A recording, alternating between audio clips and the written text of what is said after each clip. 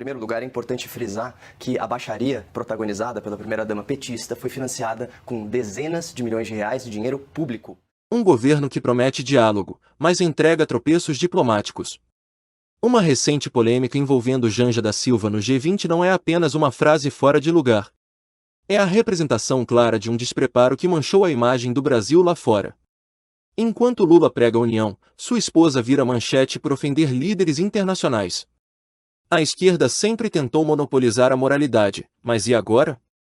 Deixe seu comentário e já curte o vídeo. Essa ofensa de Janja a Musk ofusca realmente o Brasil no G20?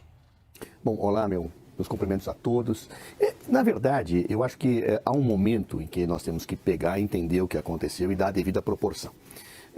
A primeira-dama Janja da Silva, ela estava num evento na plateia e aí então fez uma fala de improviso em que ela realmente cometeu um deslize, cometeu um equívoco, a meu ver, até por força da descontração da fala dela. Se nós vamos ver que no meio de um discurso articulado e muito bem exposto por ela, nós tivemos um barulho, ela ouviu aquele barulho e aí houve uma brincadeira que era o seu Elon Musk e aí então ela se referiu utilizando aquela frase que, obviamente, ela, tentando ser espontânea, brincou e brincou mal.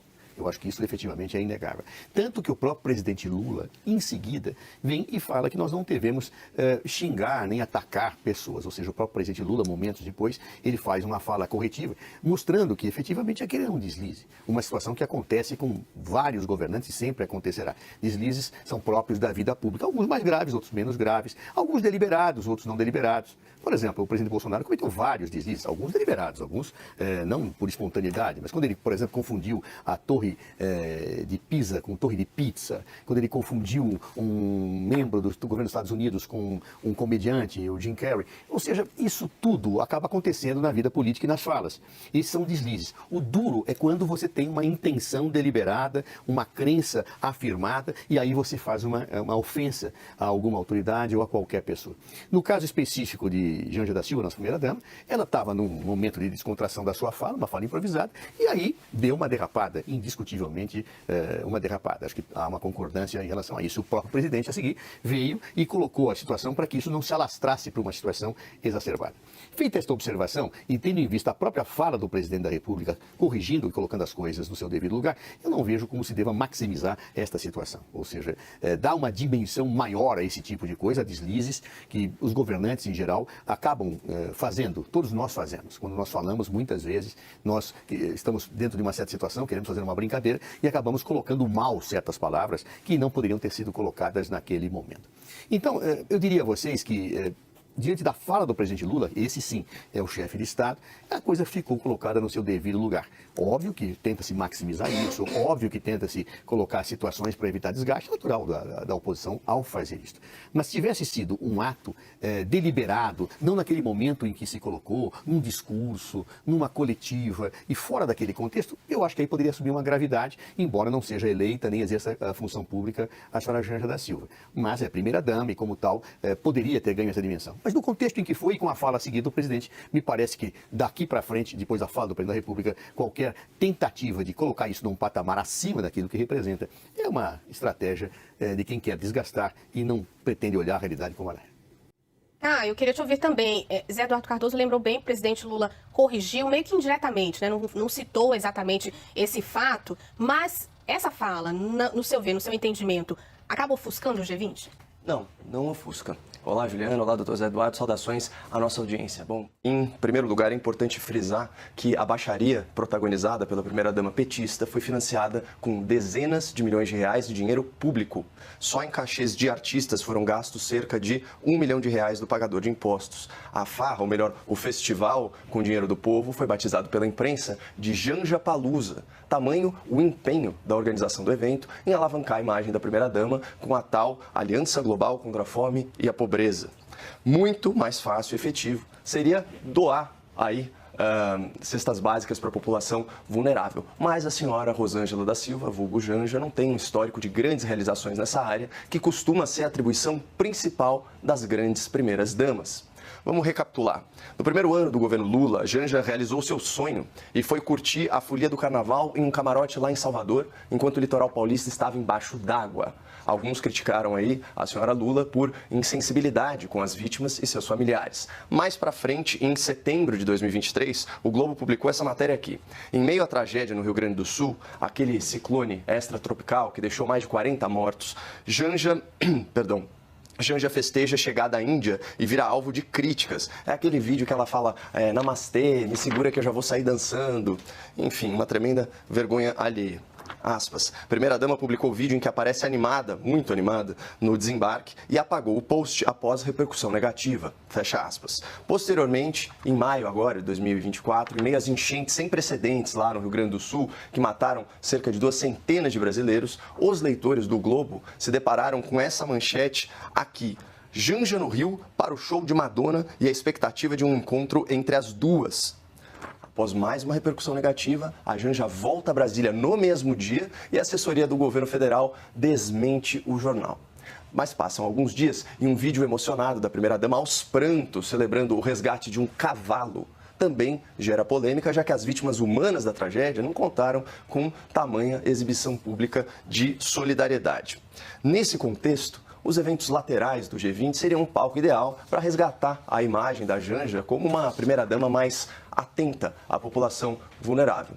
Contudo, aqueles milhões e milhões de reais de dinheiro público despejados no tal Janja Palusa não foram suficientes para impedir a primeira-dama petista de se expressar como ela realmente é e da forma que ela realmente pensa. E eu digo isso porque até agora ela não se retratou e nem se desculpou pela grosseria, pelo vexame internacional e pelo ônus diplomático que ela impôs ao Brasil, considerando que ela insultou gratuitamente um expoente da humanidade e um dos principais nomes do futuro governo americano. E, assim, eu até imagino que esse tipo de linguajar chulo faça parte do dia a dia da primeira-dama e por isso ela tenha xingado o Elon Musk, mandando ele se ferrar. Afinal de contas, o marido Lula disse em entrevista, já como presidente, que só ficaria bem o dia em que ferrasse com o Sérgio Moro. E o seu enteado, Luiz Cláudio, filho do Lula, supostamente já se referiu à senhora Janja como uma oportunista. A fonte dessa informação é o site Metrópolis. Claro que os termos utilizados não foram ferrar e nem oportunista, mas eu me recuso a reproduzir a baixaria dessa família presidencial em um ambiente de excelência como esse. Mas, enfim, endereçando a pergunta, Juliana, o fato é que o Brasil não foi ofuscado pela Janja, porque para que isso acontecesse, ela precisaria brilhar, e brilhar com luz própria. Por enquanto, o que nós vemos é o seguinte, é uma primeira-dama que foi impedida de dar entrevista durante a campanha, que ostenta um estilo de vida luxuoso regado a dinheiro público, que não demonstra grande empatia com a população vulnerável e que não é capaz de reconhecer o erro das suas próprias falas. A pessoa assim não ofusca nem uma lâmpada queimada. Pensando na questão diplomática, Zé Eduardo Cardoso, essa ofensa de Janja pode gerar um problema para essa relação entre Brasil e Argentina? Não creio de forma nenhuma que exista qualquer problema internacional relativamente a essa questão. Agora, uma coisa que eu sempre fico pensando, como é difícil ser mulher, né? As mulheres sofrem muito mais do que nós homens em qualquer situação. Por exemplo, é muito comum ver na imprensa críticas de que Janja interfere em questões de governo. E quando ela não está interferindo em questões de governo, ela é criticada. Quando ela vai a um show, por exemplo. Mas o momento não é oportuno. Bem, mas ela não exerce função pública. Ela está sendo solidária com seu marido. Aliás, por exemplo, naquela questão do Rio Grande do Sul, foi muito solidária. Agiu de uma forma a coletar medicamentos, a ter toda uma ação importante. Se comoveu com situações que as pessoas, sejam seres humanos, sejam animais, né, que foram vítimas, você acaba sendo tocado. Mas ser mulher não é fácil, porque está sujeito a críticas, as críticas de diversas dimensões, a críticas que efetivamente não seriam aplicadas a homens, mesmo que acontecessem situações desse tipo. Né? Nós não tivemos nenhum caso que Dilma Rousseff não era casada, foi a primeira mulher e única presidente da República, mas se ela tivesse um primeiro-damo, talvez ela não fosse submetida a tantas situações de se ele aparecesse em algum momento, é porque apareceu, se não aparecesse, porque não apareceu. E a sua fala seria evidentemente sempre um objeto de críticas que efetivamente partem de um suposto que é como se a mulher não tivesse local nem espaço numa sociedade como a nossa. Ou seja, ela ou é primeira-dama, e quando é primeira-dama, não está se metendo em questões públicas, como dizem, tem que ser recriminada. Quando ela está, quando ela está exercendo, tem que ser recriminada. Ou seja, é uma situação muito difícil, né? todas as pessoas, em geral, cometem falhas. Me lembro do presidente Fernando Henrique Cardoso, ao ter uma fala que não foi feliz da parte dele, e ele é um homem bem recatado, mas ele comparou os servidores públicos a vagabundos. Ou seja, situações que as pessoas erram, as palavras, de uma vez soltas, elas não voltam, e quando você se percebe, você errou. No entanto, quando é uma mulher que comete essas gafes, é diferente, é como se fosse um ataque em que as pessoas não dão complacência. Equivocou-se, natural, eu me equivoco, aí se equivoca, mas é a mulher do presidente. Não, então tem que ser dizimada, tem que ser atingida, ou ela interfere ou não interfere, ou ela até usa roupas bonitas ou usa roupas feias, né? Eu vi, por exemplo, gente discutindo o vestido que Janja utilizou na posse do presidente da República. Mas que coisa cafona. Eu falo, não, mas é muito caro. Por favor, eu aqui devo ser muito mal vestido, mas ninguém vai discutir se eu estou bem ou se eu estou mal, cafona ou não cafona no programa. Mas quando é uma mulher, o ônus parece que é diferente. Então, eu acho que isso tem que ser objeto de uma reflexão, porque, claro, as pessoas sempre vão procurar, dentro de uma perspectiva de oposição política, maximizar situações de eventuais gafes. Isso é da vida.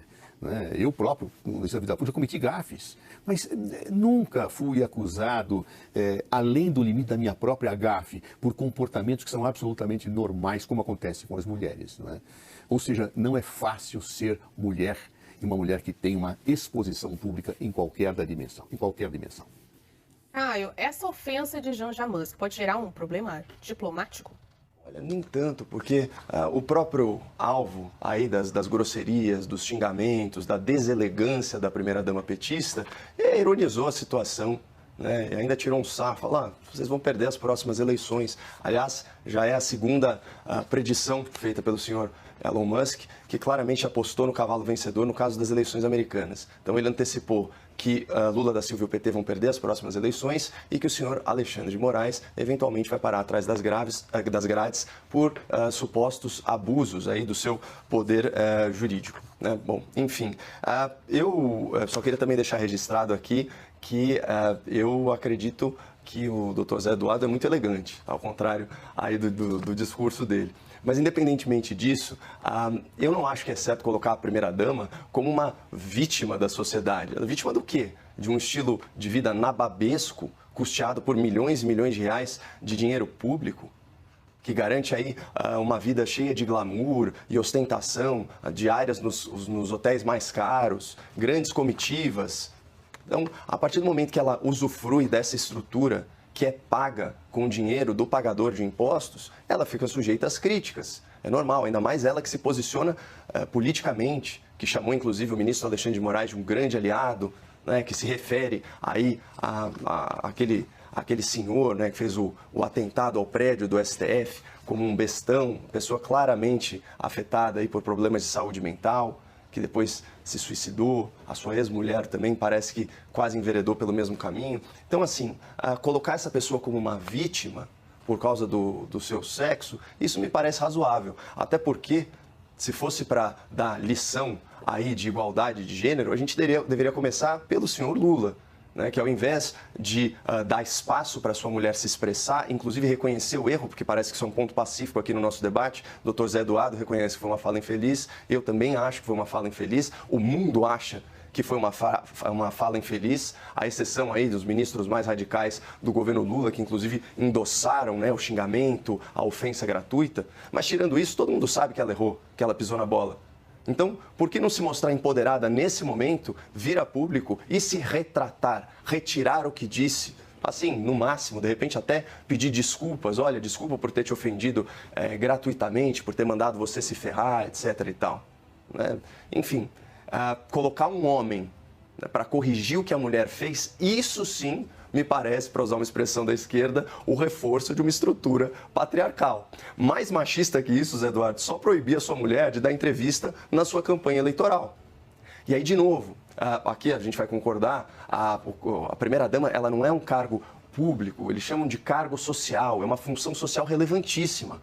A primeira-dama anterior, Michele Bolsonaro, se destacou aí por um trabalho elogiável aí com os vulneráveis, os portadores de deficiência, principalmente os surdo-mudos, popularizando a linguagem em Libras, trazendo uma consciência para isso, avançando legislação nesse sentido. E o que fez a senhora Janja? participou aí de uma série de eventos com a classe artística, financiados aí com dinheiro público, às vezes sem público, né? Infelizmente, existe isso também, eventos caríssimos que são um fracasso de audiência, e aí ela vai se notabilizando por tudo aquilo que eu disse na minha fala inicial. Então, eu acho muito triste, principalmente a incapacidade de uma pessoa pública de reconhecer um erro tão claro, tão crasso, né? E mostrar que é empoderada também na hora de corrigir o que fez de errado. Este é o resultado de uma esquerda que prefere discursos vazios a ações responsáveis. A fala de Janja no G20 não é só uma gafe, é um alerta sobre a verdadeira face desse governo, amadorismo e arrogância. Mas a narrativa está mudando, e nós estamos aqui para garantir que a verdade seja dita. Se o Brasil vai se manter como uma potência ou se rebaixar ao palco de comédia internacional, depende de todos nós ficarmos atentos e cobrarmos responsabilidades. Agora curte, comenta e compartilha esse vídeo.